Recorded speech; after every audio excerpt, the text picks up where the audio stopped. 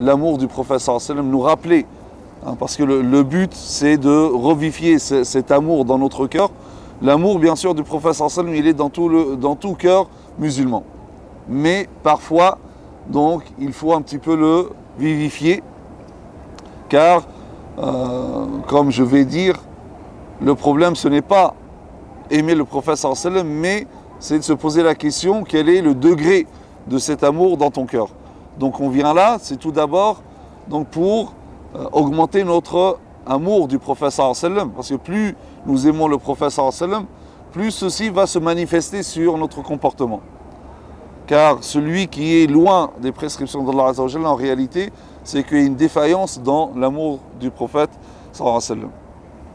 Et l'amour du prophète sallallahu alayhi wa sallam, c'est un acte d'adoration avant tout, car le prophète sallallahu alayhi wa sallam nous dit dans le hadith, aimez Allah Azza wa Jalla pour les bienfaits qu'il vous accorde et aimez-moi pour l'amour qu'Allah Azza wa Jalla me porte. Donc le prophète sallallahu alayhi wa sallam dit, ahibbullah lima yurdukum bihi min an-ni'am wa ahibbuni bihubbillahi iyay.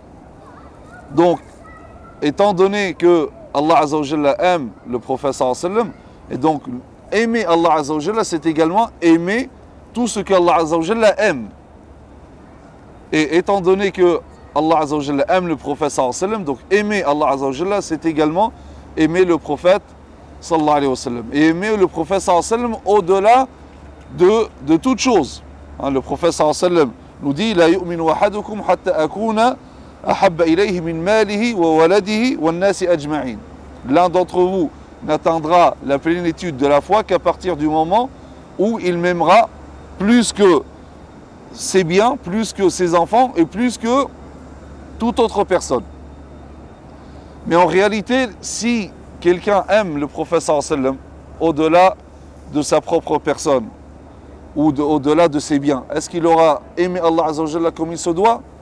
Non, pas encore. Si il aimait le prophète sallallahu alayhi wa sallam au-delà de ses enfants, est-ce qu'il aimerait le prophète sallallahu alayhi wa sallam comme il se doit? Non, pas encore. Parce qu'il manquerait toujours quelque chose, qui est dans ce qui est rapporté dans le hadith de Omar radiyallahu anhu. Une fois le prophète sallallahu alayhi wa sallam, ou bien Omar radiyallahu anhu, qui disait, en fait c'était rare qu'un compagnon en particulier se trouvait seul avec le prophète sallallahu alayhi wa sallam. Et une fois, Omar radiyallahu anhu se trouve avec le prophète sallallahu alayhi wa sallam. Et d'ailleurs, même Omar, par respect, par amour au prophète sallallahu alayhi wa sallam, les compagnons disaient que lorsqu'il se trouvait avec le prophète sallallahu alayhi wa sallam, il n'osait même pas regarder dans le visage du prophète sallallahu alayhi wa sallam. C'est pour ça que certains d'entre eux étaient incapables de décrire en détail le prophète sallallahu alayhi wa sallam.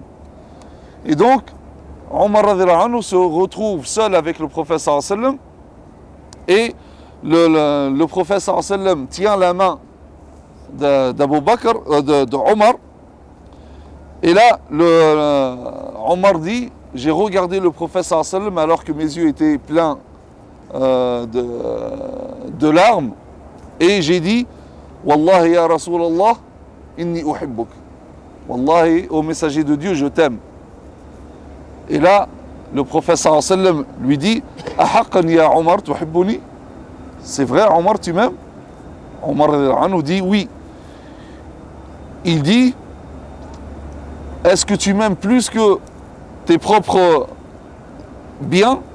Il lui dit oui, je t'aime plus que mes propres biens. Est-ce que tu m'aimes plus que tes propres enfants?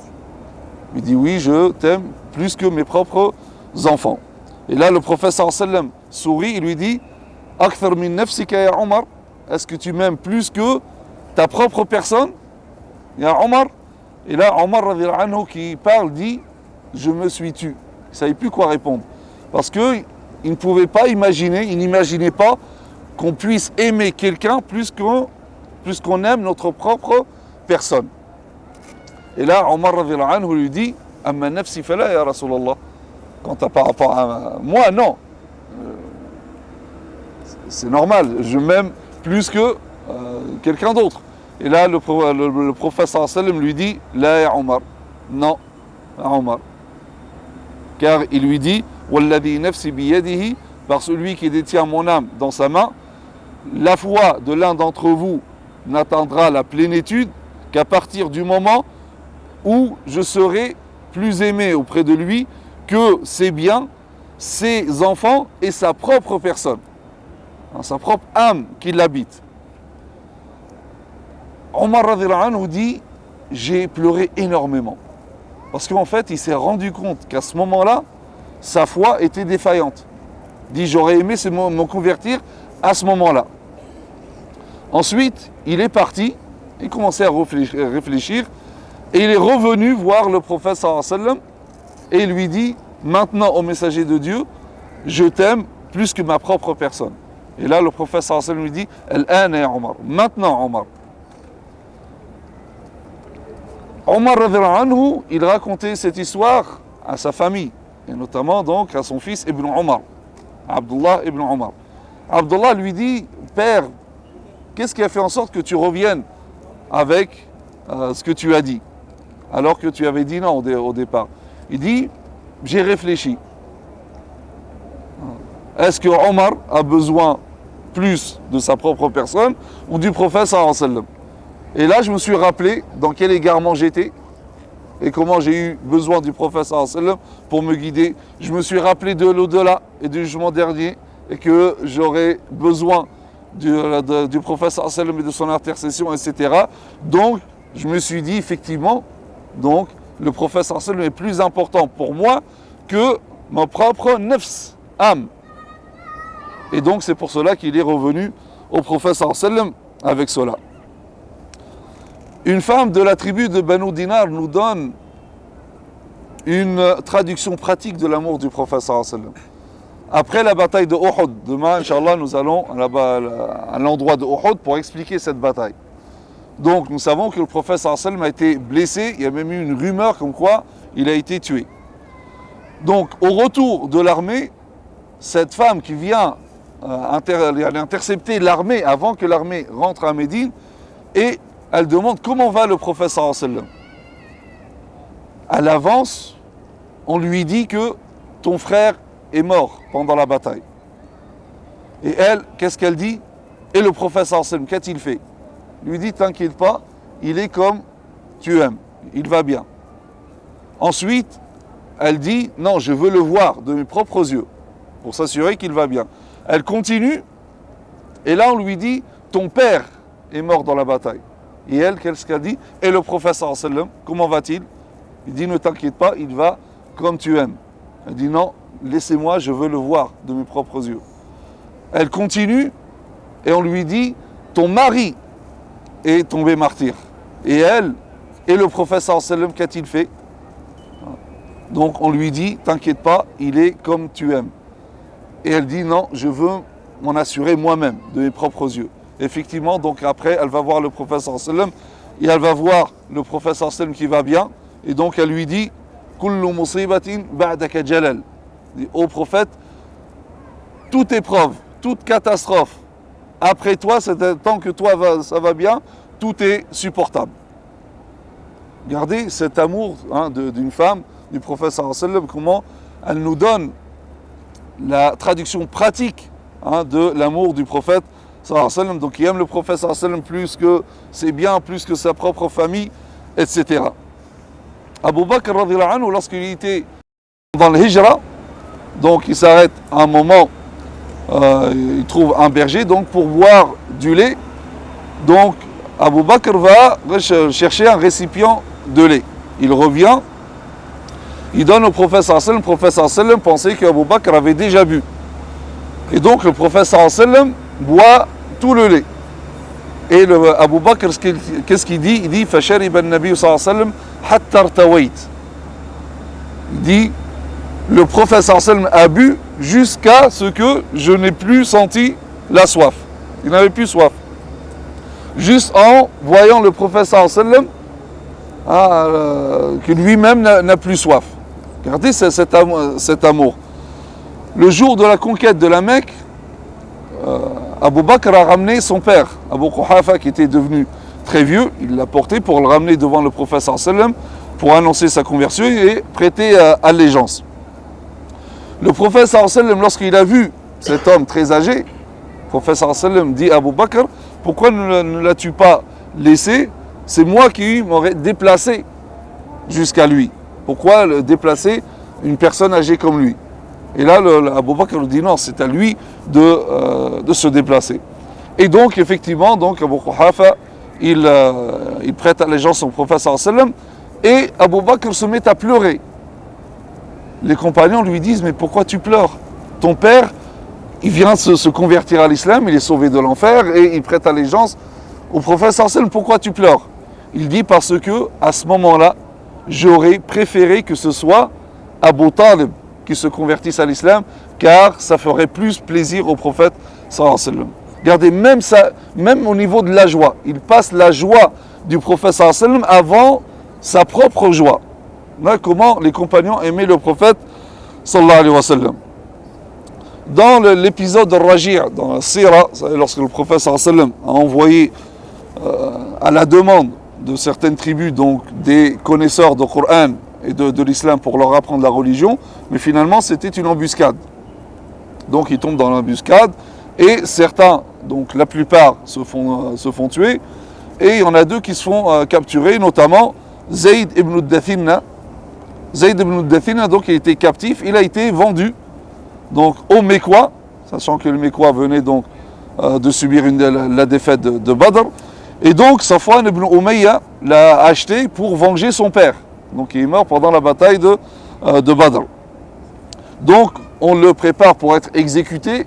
Et là il y a Abu Sufyan qui vient le voir. Il lui dit, Ya Zayd, dis-moi, billahi, par Dieu, dis-moi, est-ce que tu ne préfères pas que Muhammad sallallahu alayhi wa sallam soit à ta place ici et que toi tu sois auprès de tes enfants et tes biens, et que ce soit Muhammad sallallahu alayhi wa sallam qui soit exécuté à ta place? Il lui dit, je n'aimerais pas, là où se trouve le prophète sallallahu alayhi wa sallam maintenant, qu'il soit touché par une épine, alors que moi, donc, je suis auprès des miens et de ma famille. Et là, Abu Sufyan dit, je n'ai jamais vu des gens aimer quelqu'un comme les compagnons du prophète sallallahu alayhi wa sallam aimaient ou aiment le prophète sallallahu alayhi wa sallam. Ceci se manifeste également lorsque le prophète sallallahu alayhi wa sallam, pendant la bataille de Badr, le prophète sallallahu alayhi wa sallam avait aligné donc les compagnons, et il y avait un compagnon donc qui s'appelle Sawad qui était un petit peu décalé en avant. Le prophète sallallahu alayhi wa sallam qui avait un petit bâtonnet, donc il le pousse, enfin il le touche un petit peu sur sa poitrine ou son ventre et lui dit, Istawi ya Sawad, rentre dans le rang Sawad. Sawad lui dit, ô messager de Dieu, tu m'as fait mal, j'exige réparation. Imaginez si à cette même époque en Europe, avec un roi, un sujet disait ça à un roi. Le prophète sallallahu alayhi wa sallam, le prophète, le chef de guerre, etc., le simple soldat lui dit, tu m'as fait mal, j'exige réparation. Le prophète sallallahu alayhi wa sallam, avec cette douceur, cette miséricorde, lui dit, tu as raison, tiens, fais-toi réparation. Sawad lui dit, non, quand tu m'as touché, moi j'étais torse nu. Toi, tu as un habit, donc mets-toi torse nu comme moi. Le prophète sallallahu alayhi wa sallam se met torse nu, et là Sawad se jette sur le prophète sallallahu alayhi wa sallam, et donc met sa peau contre la peau du prophète sallallahu alayhi wa sallam. Le prophète sallallahu alayhi wa sallam lui dit, mais pourquoi tu fais cela? Il lui dit, ô prophète, tu vois ce qu'on va faire, on va faire la guerre, peut-être que je vais être tué, et je voulais que la dernière chose que ma peau touche soit ta peau. Regardez l'amour du prophète sallallahu alayhi wa sallam. Bien sûr, comme j'ai dit, ce qui est important, ce n'est pas juste aimer le prophète sallallahu alayhi wa sallam, parce que comme tout musulman, donc tout être qui dit la ilaha illallah Muhammad Rasulullah, il aime le prophète sallallahu alayhi wa sallam. Cet amour-là, il est dans son cœur. Donc c'est pas ça la question. La question, c'est quel est le degré de cet amour. Et on va voir après, bien sûr, il y a des signes. C'est pas juste je dis j'aime le prophète sallallahu alayhi wa sallam. Donc quel est le degré de cet amour? Car n'importe quel musulman, peu importe même s'il n'est pas, s'il est loin des prescriptions d'Allah Azza wa Jalla, même s'il boit de l'alcool ou quoi que ce soit, mais il n'accepterait jamais qu'on lui dise tu n'aimes pas le prophète sallallahu alayhi wa sallam. Dans le hadith rapporté par l'imam Ahmed, une fois, un Médinois, donc c'est Omar radhiyallahu anhu encore qui raconte cette histoire. Donc lorsque les compagnons étaient assis avec le prophète sallallahu alayhi wa sallam, là il y a un Médinois qui vient affolé et donc qui demande de l'aide au prophète sallallahu alayhi wa sallam. Adrikni ya Rasulullah, à moi, au messager de Dieu. Donc le prophète sallallahu alayhi wa sallam se lève vers lui, donc il va et dit qu'est-ce que tu as? Cet homme lui dit mon chameau est devenu fou. Il a perdu le contrôle, donc il devient incontrôlable. Et pour ceux qui connaissent les chameaux, un chameau lorsque il devient fou, il devient très très dangereux. Omar ibn al-Khattab qui entend ça, il dit oh vous les Médinois, qu'est-ce qui vous arrive? Vous avez pris le prophète sallallahu alayhi wa sallam pour un gardien de chameau. À chaque fois que vous avez quelque chose comme ça, vous venez voir le prophète sallallahu alayhi wa sallam, quel rapport avec le chameau? Qu'a voir le prophète sallallahu alayhi wa sallam avec le chameau? Et là, le prophète sallallahu alayhi wa sallam, avec cette douceur, il dit à Omar, non laisse, allons voir ce que notre frère veut. L'amour encore du prophète sallallahu alayhi wa sallam se manifeste par ce qu'il va faire Abu Bakr. Abu Bakr, avant même que le prophète sallallahu alayhi wa sallam se déplace, lui il est parti voir directement sur le champ. Abu Bakr était toujours le premier dans tout. Et donc, il voit réellement que le chameau est devenu fou, donc très dangereux. Lorsque le prophète sallallahu alayhi wa sallam arrive au champ, Abu Bakr donc met les mains comme ça, il lui dit non, n'entre pas, c'est très dangereux, le chameau est devenu vraiment fou. Le prophète sallallahu alayhi wa sallam lui dit pousse-toi, je vais voir. Là, Omar, il dit, là, tout à coup, le chameau se mit à courir vers le prophète sallallahu alayhi wa sallam. On avait peur, mais on ne pouvait rien faire. Et tout à coup, le chameau s'arrête devant le prophète sallallahu alayhi wa sallam. Il reste un moment devant le prophète sallallahu alayhi wa sallam. Ensuite, il pose sa tête sur l'épaule du prophète sallallahu alayhi wa sallam. Le prophète sallallahu alayhi wa sallam donc penche la tête vers le chameau. Il reste comme ça un moment. C'est un hadith authentique. Ensuite, le prophète sallallahu alayhi wa sallam se retourne et dit où est le propriétaire de ce chameau? Le Médinois dit c'est moi. Il lui dit ton chameau se plaint. Tu le charges de trop et tu ne le nourris pas. Et là, le Médinois dit ô messager de Dieu, est-ce que même le chameau, il sait que tu es le messager de Dieu? Il dit oui. Même le chameau sait que je suis le messager de Dieu. Et en fait, c'est Omar qui a dit au prophète sallallahu alayhi wa sallam, oh prophète, est-ce que le chameau sait que tu es le messager de Dieu? Il dit ya Omar, ma khalaqallahu khalqan illa wa a'lamahu. Allah Azza wa Jalla, à chaque fois qu'il crée une créature, il lui informe, il l'informe que je suis le messager de Dieu. Wa ma khalaqallahu khalqan, et Allah Azza wa Jalla, à chaque fois qu'il crée quelque chose, cette chose, même à l'exception des mécréants parmi les enfants de Adam alayhi salam. Donc, c'est pour ça que je vous dis, la question, ce n'est pas l'amour du prophète sallallahu alayhi wa sallam en soi, parce que ça, toutes les créatures, à part ceux qui ne croient pas au prophète sallallahu alayhi wa sallam, donc tous les musulmans aiment le prophète sallallahu alayhi wa sallam, mais quel est le degré de cet amour dans ton cœur?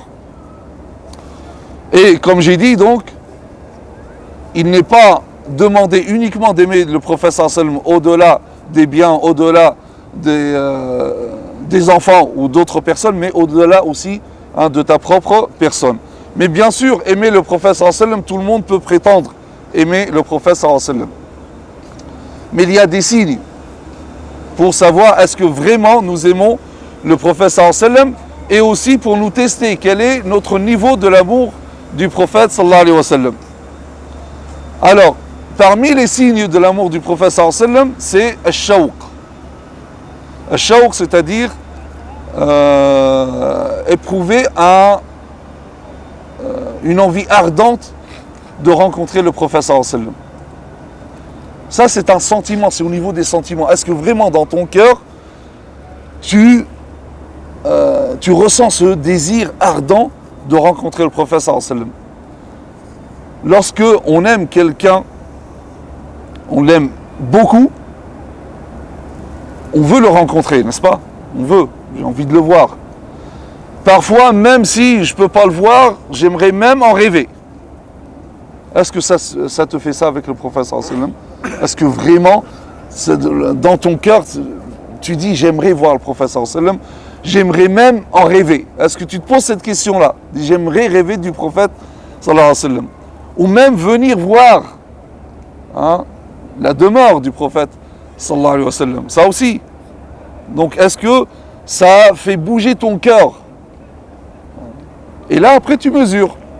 Et là c'est une question sincère avec toi-même. Personne ne peut répondre à ta place. On ne te demande pas de faire semblant. Ça c'est entre toi et Allah Azza wa Jal. Est-ce que vraiment tu ressens ça dans ton cœur? Le prophète sallallahu alayhi wa sallam un jour s'est mis à pleurer. Et lorsqu'on lui a dit Ma yubkika ya Rasulullah, pourquoi tu pleures au messager de Dieu? Il dit Ishtaqtu ila ikhwani, j'ai envie de voir mes frères. Les compagnons lui disent Sommes-nous pas tes frères au messager de Dieu? Il dit vous êtes ashabi. Attention ici par rapport à ce hadith, ça ne veut pas dire que ici les frères sont mieux que les compagnons. Non, il dit supérieur. Ou c'est sohba, c'est plus que la fraternité uniquement. Tu peux être frère avec quelqu'un, mais il n'y a pas sohba. Sohba, c'est un degré supérieur. Donc certains pensent que ceux qui sont venus après et qui n'ont pas vu le prophète sallallahu alayhi wa sallam sont meilleurs que les compagnons. C'est une mauvaise interprétation du hadith. Non, donc, il dit, vous êtes mes compagnons ashabi. Ikhwani, mes frères, mes sœurs, sont ceux qui vont venir après, qui vont croire en moi sans me voir. Et là, il faut se dire, subhanallah, le prophète sallallahu alayhi wa sallam a pleuré parce qu'il avait envie de nous voir. Est-ce que nous, comme ça, de temps en temps, on verse des larmes parce qu'on a tellement envie de voir le prophète sallallahu alayhi wa sallam, parce qu'il nous manque? Sentir ce manque. Le prophète sallallahu alayhi wa sallam me manque. Le prophète sallallahu alayhi wa sallam, il a pleuré parce qu'il a envie de nous voir. Pendant l'année de Khaybar, vous savez, le prophète sallallahu alayhi wa sallam, donc ici, dans cette mosquée, lorsque le prophète sallallahu alayhi wa sallam faisait le Jumu'ah, il s'appuyait sur un tronc de palmier. Les piliers de la mosquée, c'était des troncs de palmier. Et donc, il s'appuyait sur un tronc de palmier. Jusqu'à ce que lorsque la mosquée est devenue de plus en plus pleine, donc pour distinguer le prophète sallam, pour que les gens le voient et que lui voit les gens, on lui a construit un mimbar.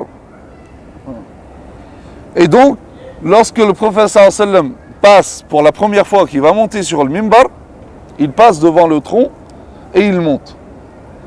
Et ça, c'est un hadith mutawatir, un hadith notoire, rapporté par énormément de compagnons, parce que tous ont entendu ça. Lorsque le prophète sallallahu alayhi wa sallam est monté sur le mimbar, on a entendu les gémissements du tronc. Ce n'est même pas un palmier. Ce n'est plus un être vivant. Voilà, c'est un tronc inerte, il n'y a pas de vie. Mais pourtant, regardez, cet amour du prophète sallallahu alayhi wa sallam lui a donné cette vie. Il a poussé des gémissements, il a pleuré. Le prophète sallallahu alayhi wa sallam est descendu de le mimbar et il a mis sa main sur le tronc. Le prophète sallallahu alayhi wa sallam dit si je l'avais laissé comme ça, il aurait pleuré jusqu'au jour du jugement dernier. Et ensuite, le prophète sallallahu alayhi wa sallam a conversé avec ce palmier, ce tronc de palmier. Et ça, c'est entre lui et le palmier. Il lui dit je te donne, tu as deux choix. Soit je te replante là où tu étais, dans l'oasis, et tu vas vivre à nouveau, tu vas voir des dates, etc. Ou soit je te laisse comme ça, et donc tu seras un arbre parmi les arbres du paradis. Les gens du paradis mangeront de tes dates. Et donc, le prophète sallallahu alayhi wa sallam, les compagnons l'ont entendu dire je le ferai. Car lorsque les compagnons ont demandé au prophète pourquoi il a dit ça, il a dit parce que je lui ai donné le choix et le tronc de palmier a choisi donc d'être un arbre au paradis. Et d'ailleurs, ils ont enterré ce palmier là où se trouve maintenant le pilier, ce qu'on appelle Istiwan al-Mukhallaqa, le pilier parfumé, là où le prophète sallallahu alayhi wa sallam priait. Il est enterré à cet endroit.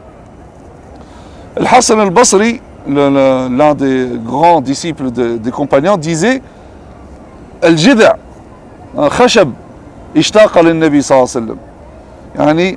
C'est du bois qui a éprouvé ce désir ardent pour le prophète sallallahu alayhi wa sallam. Il dit à plus forte raison, nous les musulmans, on doit avoir ce sentiment. Ça c'est le khashab, c'est quelque chose d'inerte. Et pourtant, cette chose avait ce sentiment-là, à plus forte raison bien sûr, nous. Le compagnon Thawban, un jour, pendant toute une journée, il n'a pas vu le prophète sallallahu alayhi wa sallam. Il lui a énormément manqué, il s'est mis à pleurer. Lorsque le prophète sallallahu alayhi wa sallam vient le voir, il lui dit Awhashtani ya Rasulallah, ô messager de Dieu, tu m'as manqué. Et il commence à pleurer. Le prophète sallallahu alayhi wa sallam lui dit Ahadha yubkik, tu pleures juste pour ça. Et là il lui dit La ya Rasulallah, je pleure, pourquoi? Parce que, comme là je t'ai pas vu pendant la journée, je me suis rappelé le paradis et le degré que tu vas occuper toi et le degré que moi je vais occuper, et donc ça n'a rien à voir, et donc je me suis rappelé ce manque, et donc ça m'a fait mal, j'ai pleuré. Et là le prophète sallallahu alayhi wa sallam lui dit, Allah azza wa jalla révèle وَمَنْ يُطِعِ اللَّهَ وَرَسُولَهُ فَأُولَٰئِكَ مَعَ الَّذِينَ أَنْعَمَ اللَّهُ عَلَيْهِمْ مِنَ النَّبِيِّينَ وَالصِّدِّيقِينَ وَالشُّهَدَاءِ وَالصَّالِحِينَ. Donc Allah azza wa jalla révèle ici, et quiconque obéit à Allah et à son messager, ceux-là seront avec ceux dont Allah azza wa jalla a comblé de ses faveurs, parmi les prophètes, les véridiques, les martyrs et les vertueux. C'est-à-dire que tous on peut être avec le prophète sallallahu alayhi wa sallam. Il faut juste le vouloir, l'aimer assez pour cela, et le vouloir, et ressentir ce shawq, sentir que le prophète sallallahu alayhi wa sallam te manque. Autre chose aussi, autre signe qui prouve que tu aimes le prophète sallallahu alayhi wa sallam, c'est le fait de parler du prophète sallallahu alayhi wa sallam. Car d'une manière générale, lorsque tu aimes quelque chose, tu en parles. Si tu ne parles pas de quelque chose, ça veut dire que cette chose-là ne représente rien pour toi. Plus tu parles de quelque chose, c'est-à-dire que tu aimes cette chose. Et bien c'est pareil pour le prophète sallallahu alayhi wa sallam. Si tu aimes le prophète sallallahu alayhi wa sallam, donc tu vas parler du prophète sallallahu alayhi wa sallam. À chaque fois qu'il y a une occasion de rappeler du prophète sallallahu alayhi wa sallam, tu parles du prophète sallallahu alayhi wa sallam. Donc ton degré de l'amour du prophète sallallahu alayhi wa sallam dépend de ton évocation du prophète sallallahu alayhi wa sallam. Plus tu évoques le prophète sallallahu alayhi wa sallam, plus cela démontre que tu aimes le prophète sallallahu alayhi wa sallam. C'est-à-dire celui qui aime le prophète sallallahu alayhi wa sallam ne peut pas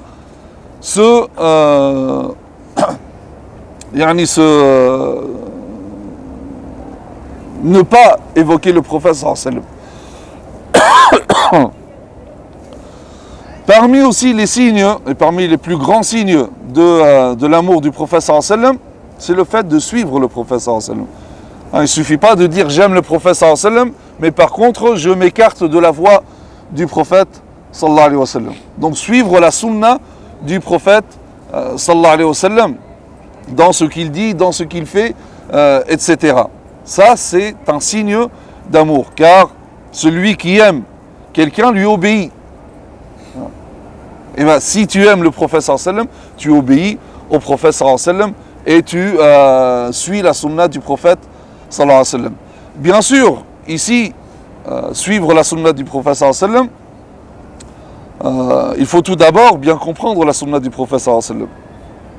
Comprendre c'est quoi la sunna du prophète sallallahu alayhi wa sallam, parce que beaucoup prétendent suivre la sunna du prophète sallallahu alayhi wa sallam, mais en réalité ils sont loin de la sunna du prophète sallallahu alayhi wa sallam, parce que le problème des fois c'est qu'on ne comprend pas ce que le prophète sallallahu alayhi wa sallam veut de nous, ou parfois même, et c'est encore pire, on comprend le contraire de ce que le prophète sallallahu alayhi wa sallam veut de nous.